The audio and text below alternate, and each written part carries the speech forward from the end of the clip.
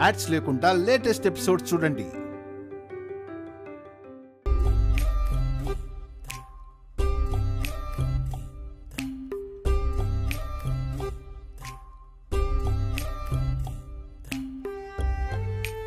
కాలినప్పుడు ఎంత వెలువెల్లాడారో, అప్పట్నుంచి ఎంత బాధను భరించారో. ఇప్పుడు చాలా హాయిగా ఉంది రాజు. ఏమన్నారు? అదే, నీ చేత్తో ఈ ఆయింట్మెంట్ రాస్తుంటే మంట తగ్గి చల్లగా హాయిగా ఉంది. దేవుడి దయ వల్ల ఉదయానికల్లా తగ్గిపోవాలి.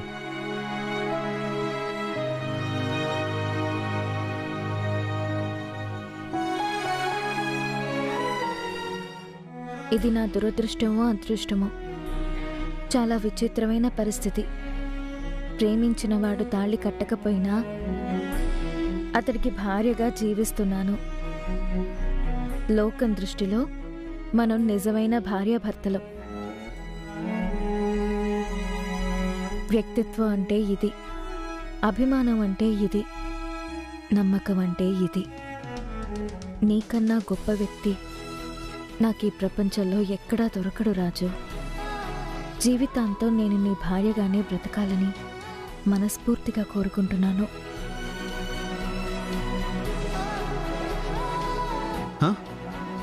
మీరిప్పుడేమన్నా అన్నారా? వినబడిందా? వినబడినట్టే వినబడినట్టే వినబడింది. నేను మనసులో అనుకున్నది నీకలా వినపడుతుంది రైస్ పీస్. అవునా? మనసులో ఏమనుకున్నారు? అన్నీ చెప్తారేంటి? ప్లీజ్ ప్లీజ్ ప్లీజ్ చెప్పండి అమ్మాయి గారు. ఏం లేదులే, ఇవాళ మా నాన్న ఇక్కడికి రావడమే ఒక మిరాకిల్. అందులోనూ నా చేత్తో నేను ఆయన కోసం వండి వడ్డించడం ఇంకో మిరాకిల్. అవును, ఆ వంట తినడానికి మన ఇంటికి రావడం ఇంకో మిరాకిల్. ఏంటి? అమ్మాయి గారు అమ్మాయి గారు అమ్మాయి గారు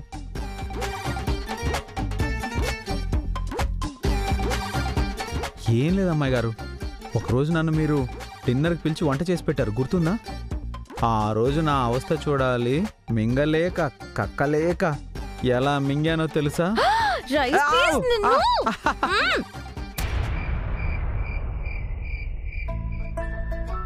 తమ్ముడు. ఏంటక్క ఇప్పుడే వచ్చారా? అవును తమ్ముడు, నీతో ముఖ్యమైన విషయం మాట్లాడాలరా. చెప్పాక. ఈరోజు నువ్వు బస్తీకి వెళ్ళావని, రాజు వాళ్ళింట్లో భోజనం చేసావని తెలిసింది. చాలా సంతోషంగా అనిపించింది తమ్ముడు. ఎందుకంటే ఈ ఎలక్షన్ మూమెంట్లో నీకు ఎలాంటి ఇబ్బంది రాకూడదు. నువ్వక్కడ భోజనం చేయడం వల్ల నీ మీదున్న నెగటివ్ ఫీలింగ్ అంతా పోయి ఫుల్ పాజిటివ్ టాక్ వచ్చింది. మన రేంజ్ ఇంకా గొప్పగా పెరిగింది. అన్నిటికంటే ముఖ్యంగా బస్తీలో ఉన్న ఓట్లు మొత్తం ఏకగ్రీవంగా నీకే పడతాయి. అవునక్క, ఈరోజు బస్తీ కార్యక్రమాలన్నీ సంతోషంగానే ముగిశాయి. చిన్నపిల్లలైన రాజు రూప తెలివిగా ఆలోచించి బస్తీ జనం ఆలోచనల్ని మార్చారు. ఉదయం నుంచి నీతో ముఖ్యమైన విషయం మాట్లాడాలనుకున్నాను. నువ్వు బిజీగా ఉన్నావు కదా, కుదరలేదు తమ్ముడు. ఏంటక్క అది?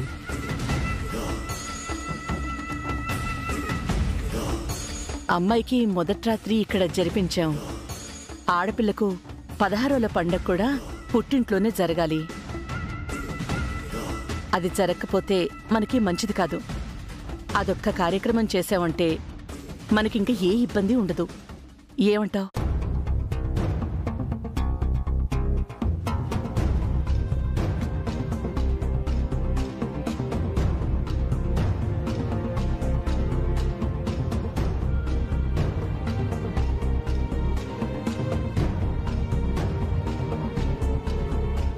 ఈవిడ వాళ్ళ మంచి కోరి ఇలా చెప్తుందని నేను అనుకోను. మొత్తానికి ఇప్పుడు ఈవిడ వాళ్ళకేదో కీడు చేయడానికే ప్లాన్ చేసినట్టుంది. చూడు సుమా, కాసేపు సైలెంట్గా ఉండు. ఈ విషయం గురించి మనం తర్వాత డిస్కస్ చేద్దాం. సరే, నీ ఇష్టం అక్క. నువ్వు చెప్పినట్టే ఆ 16 రోజుల పండుగ ఏర్పాటు చేద్దాం. చంద్ర అన్నయ్య, వాళ్ళకి పెళ్ళే రేపటికి 16 రోజులు అవుతుందిగా? అవునన్నయ్య. వాళ్ళకి ఫోన్ చేసి రమ్మని చెప్పు. రేపు 16 రోజుల పండుగకి ఏర్పాటు చేద్దాం అక్క. థ్యాంక్స్ తమ్ముడు.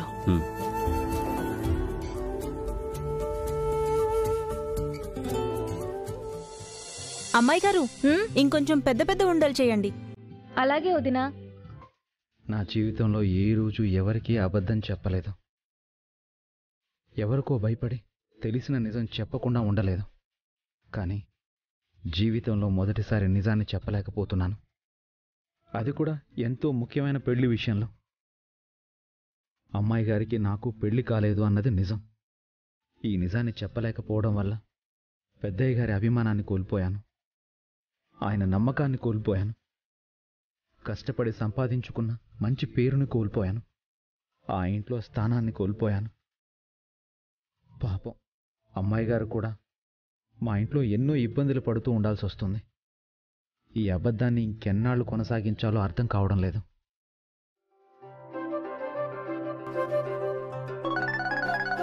అత్తయ్య ఫోన్ వస్తుంది. బాబాయ్ ఫోన్ చేస్తున్నారు రాజు. హలో బాబాయ్. అమ్మా రూపా, బాగున్నావమ్మా? బాగున్నాను బాబాయ్, మీరెలా ఉన్నారు? నాన్న, పిన్ని, పింకీ అందరూ బాగానే ఉన్నారమ్మా. నీకు ఒక ముఖ్యమైన విషయం చెప్దామని ఫోన్ చేశానమ్మా. రాజు ఉన్నాడమ్మా? ఉన్నాడు బాబాయ్. ఇద్దరికీ ఒకేసారి చెప్తాను, స్పీకర్ ఆన్ చేయమ్మా. బాబాయ్ ఆన్ చేశాను. రాజు, చిన్న అమ్మా రూపా, మీకు పెళ్ళై 16 రోజులైంది కదా. మన ఇంట్లో 16 రోజులు పండగ చేయాలని అన్నయ్య నిర్ణయించారు. మీ ఇద్దరూ కలిసి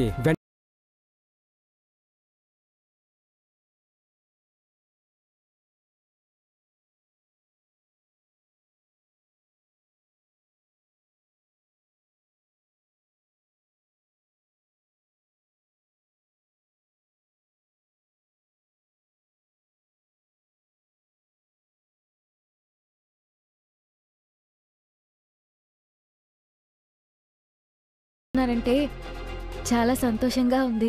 మాకు కూడా అమ్మా. తొందరగా వచ్చేసేయండి. అలాగే బాబాయ్. ఉంటాను.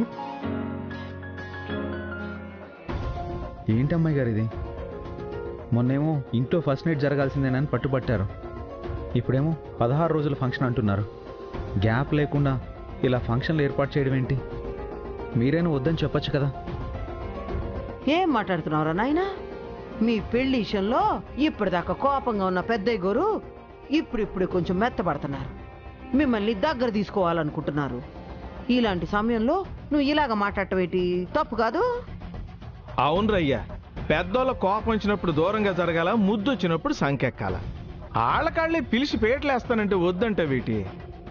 మీరిద్దరూ వెళ్ళరండి. అయినా మీ సంతోషమే కదా మాకు కావాలా.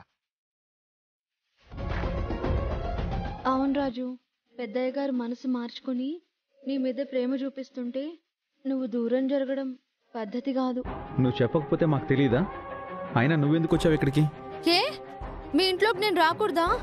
చిన్నప్పటి సంది దోస్తులు లెక్క ఉన్నాం. ఏదో చిన్న పొరపాటు జరిగిందని నన్ను దూరం పెట్టేస్తారా? ఆ రోజేదో ధనలక్ష్మి వదిన కష్టం చూడలేక తప్పుడు సలహా చెప్పినా. గా తప్పు చేసినందుకు నేను సారీ కూడా చెప్పినా కదా. ఇంకా మీ కోపం పోలే? సర్లే, నేను పోతా. ఇంకెప్పుడు మీ ఇంట్లోకి రాను. ఆగమ్మా రేణుకా, ఆడేదో కోపంలో ఒక మాట అన్నాడు. బాధపడకు. నువ్వు చేసిన తప్పు తెలుసుకున్నావు. మారిన మనిషిని మేమెందుకు దూరం పెడతావమ్మా? ఎప్పట్లాగానే మా ఇంటి మనిషిలా మాతో కలిసిండు. థ్యాంక్స్ అత్తమ్మా. అది సరే గాని మీరిద్దరూ రేపు వెళ్లాల్సిందే, తప్పదురా. అమ్మాయి గారి ముఖంలో ఆనందం చూడాలి కదా. ఏంట్రా అలాగ ఆలోచిస్తావు? వెళ్తావా లేదా? సరే వెళ్తాం. అలాగానో బాగుందిరా.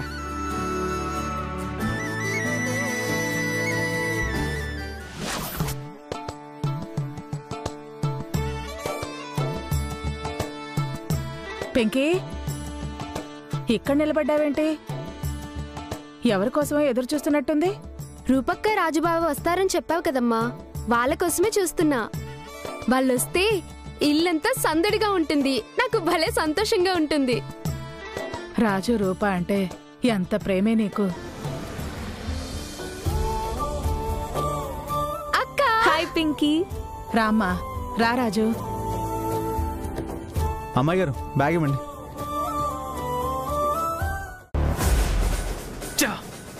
నేను తాలి కట్టాల్సిన రూపని వీడు గద్దలా తన్నుకుపోయాడు. రూపని బైక్ మీద ఎక్కించుకొని మాటి మాటికి ఇంటికి తీసుకొస్తున్నాడు. చూస్తుంటేనే కడుపు రగిలిపోతుంది మమ్మీ. తట్టుకోవడం కష్టంగా ఉంది. దీపక్, బాధపడకురా. వాళ్ళు భార్యాభర్తలుగా ఈ ఇంటి గడప తొక్కడం ఇదే చివరిసారి. రేపు తెల్లవారగానే వాళ్ళకి పెళ్లి కాలేదని ప్రూవ్ చేస్తాను. రాజుని మెడబట్టి బయటికి గెంటిస్తాను. ఇమ్మీడియట్గా రూపతో నీ పెళ్లి ఫిక్స్ చేస్తాను. ఆ తర్వాత రూపని తీసుకుని బైక్ మీద నీ ఇష్టం వచ్చినన్ని ఊళ్ళు సిటీ అంతా తిరుగు. రా.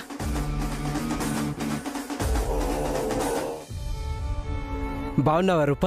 రా రాజు. నాన్న, దీపక్, రేపు షెడ్యూల్ అంతా రెడీ చేసావా? అంతా రెడీ చేశాను మావయ్య. Good job.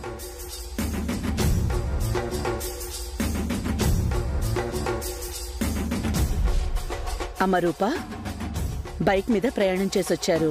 వెళ్ళి ఫ్రెష్ అవ్వండి. ఈ పూటకి రెస్ట్ తీసుకోండి. సుమా, వాళ్ళకి ఏం కావాలో చూడు. అలాగే వదినా. రా రూప.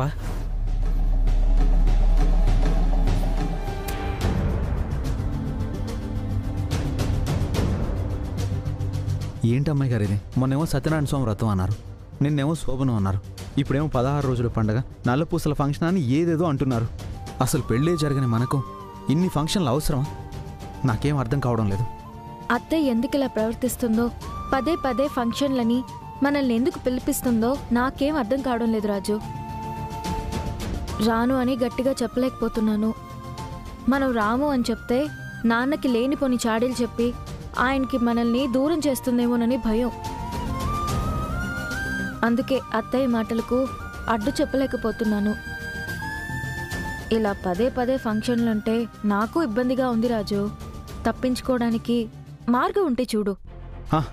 ఒక పని చేస్తాను అమ్మాయి గారు, రేపు ఇక్కడికి పంతులు గారిని పిలిపిస్తాను. మన ఇద్దరి జాతకాల దృష్ట్యా రేపు ఈ ఫంక్షన్ జరిపించకపోవడమే మంచిదని చెప్పిస్తాను. అప్పుడు ఏ సమస్య ఉండదు.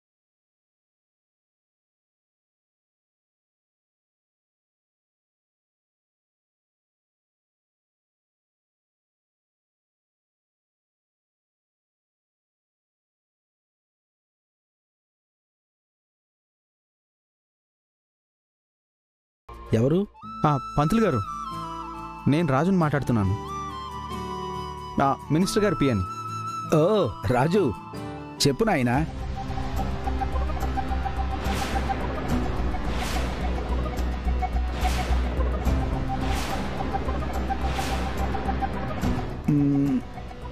సరే నాయనా, నువ్వు చెప్పినట్టే చేద్దాం. ఓకే పంతులు గారు, ఉంటాను. అమ్మాయి గారు, పంతులు గారు ఓకే అన్నారు, ఇక మనం రిలాక్స్గా ఉండొచ్చు. అమ్మా రూపరాజు, తొందరగా ఫ్రెష్ అయ్యారండి, భోజనం రెడీ. రాజు, నువ్వు వెళ్ళి ఫ్రెష్ అవ్వు, నేను తర్వాత ఫ్రెష్ అవుతాను.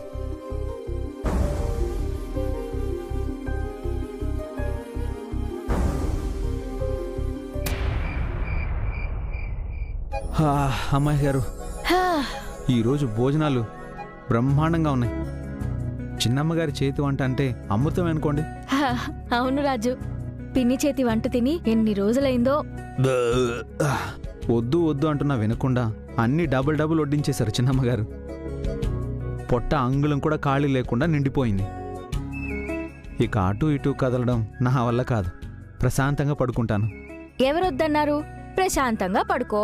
తెల్లారే వరకు నిన్ను డిస్టర్బ్ చేసేవాళ్ళు ఎవ్వరూ ఉండరు. సరే అమ్మాయి గారు, మీరు పడుకోండి, నేను వెళ్ళి కింద పడుకుంటాను. రాజు, కుంపు ముంచెట్టున్నావు. ఏమైంది అమ్మాయి గారు? నువ్వు అలా కింద హాల్లోకి వెళ్ళి పడుకుంటే ఇంట్లో అందరికీ మన మీద అనుమానం వస్తుంది కదా. ఓ, అదొకటి ఉంది కదా. సరే అమ్మాయి గారు, మీరు పైన పడుకోండి, నేను కింద పడుకుంటాను. లేదు రాజు, అలా వద్దు. మా ఇంట్లో నువ్వు కింద పడుకోవడం నాకు ఇష్టం లేదు. నువ్వే పైన పడుకో, నేను కింద పడుకుంటాను. అదేంటమ్మాయి గారు అలా అంటారు? ఎంత కాదనుకున్నా మీరు మా యజమాని కూతురు, నేను ఈ ఇంటి పనివాడిని. ఇదే కొంచెం పాలిష్డ్గా చెప్పాలంటే మీ నాన్నగారి సేవకుణ్ణి. నేను మంచం మీద పడుకోవడం, మీరు కింద పడుకోవడం కరెక్ట్ కాదు. నీ మనసులో నువ్వలా భావిస్తున్నావేమో గాని నేను నిన్నెప్పుడూ అలా అనుకోలేదు రాజు. నిన్నొక స్నేహితుడిగా, శ్రేయోభిలాషిగా భావించాను. నేనెక్కువ నువ్వు తక్కువ అని నేనెప్పుడూ అనుకోలేదు. మన ఇద్దరం సమానం. ఒక పని చేద్దాం. ఈ మంచం విశాలంగా ఉంది కదా, మధ్యలో దిండు పెడదాం. నువ్వు అటువైపు పడుకో, నేను ఇటువైపు పడుకుంటాను, సరేనా? ఏంటి ఇద్దరం కలిపి ఒక మంచం మీద పడుకోవడమా? నో, అలా వద్దు అమ్మాయి గారు. మీరు ఇంకేం మాట్లాడకండి. ఏ అది కాదు రాజు. నేను కింద పడుకుంటాను, మీరు మంచం మీద పడుకోండి. ఇదే న్యాయం, ఇదే ధర్మం, అంతే. అయ్యో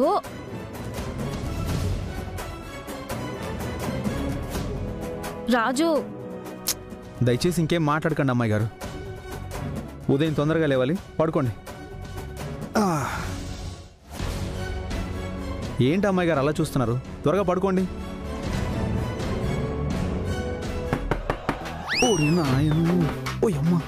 వచ్చారు ఇప్పుడు ఎలా?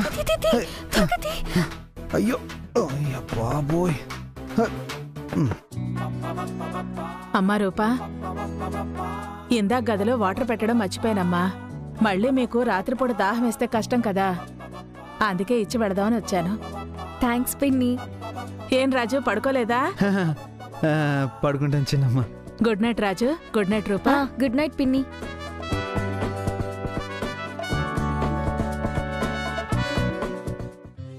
అమ్మాయ్యా, ఎక్కడ దొరికిపోతామోనని టెన్షన్ పడ్డాను అమ్మాయి గారు.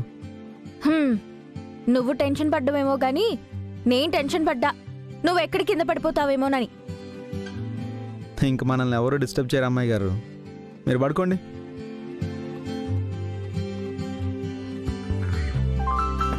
అమ్మో, మళ్ళీ ఎవరు అమ్మాయి గారు? అయ్యో,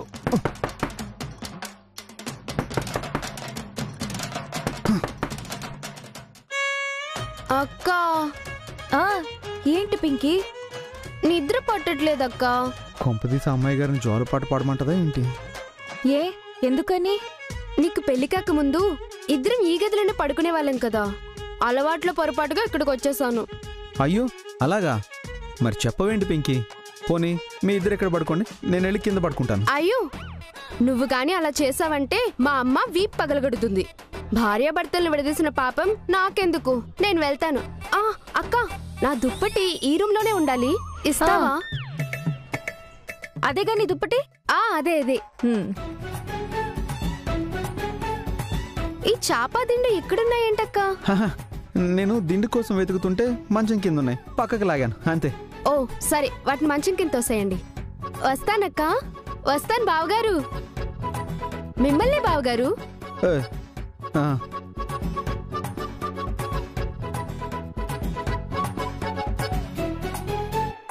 ఉన్న ఒక్క దుప్పటి పింకీ పట్టుకుపోయింది. ఇప్పుడు నేను ఎలా పడుకోవాలి అమ్మాయి గారు? నన్ను ఊరికి ఇబ్బంది పెట్టకు రాజు.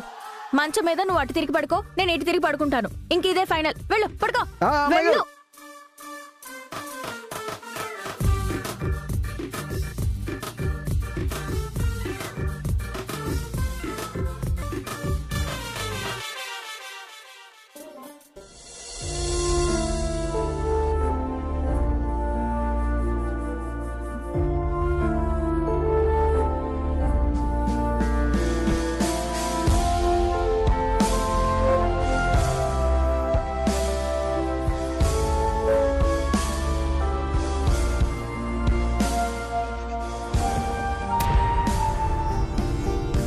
ఏంటమ్మాయి గారు, మీ చూపులు వీపు గుచ్చుకున్నట్టు అనిపిస్తున్నాయి.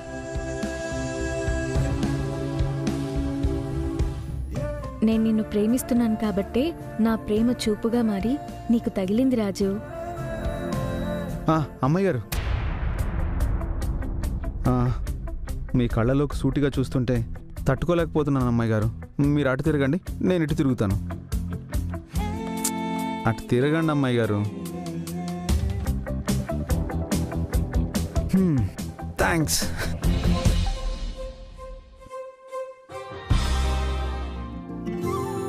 ఇప్పటికే చాలా లేట్ అయిపోయింది రాజు, ఇక ఆలస్యం చేయకూడదు.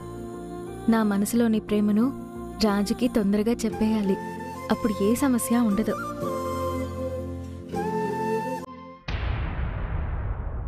నమస్కారం అండి. నమస్కారం అండి, వెళ్ళండి.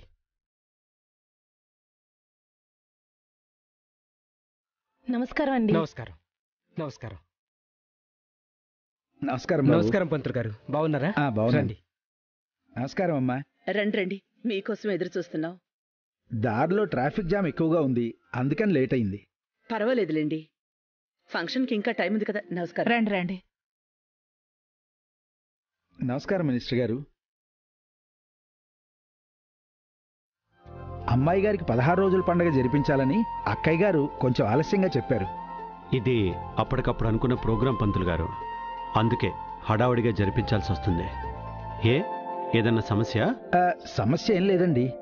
16 రోజుల పండుగ ఎలా పడితే అలా, ఎప్పుడు పడితే అప్పుడు జరిపించకూడదు. ముందు వధూవరుల జాతకాలు పరిశీలించాలి. ఇద్దరి జాతకాలు సరిపోతేనే అప్పుడు 16 రోజుల పండుగ జరిపించాలి.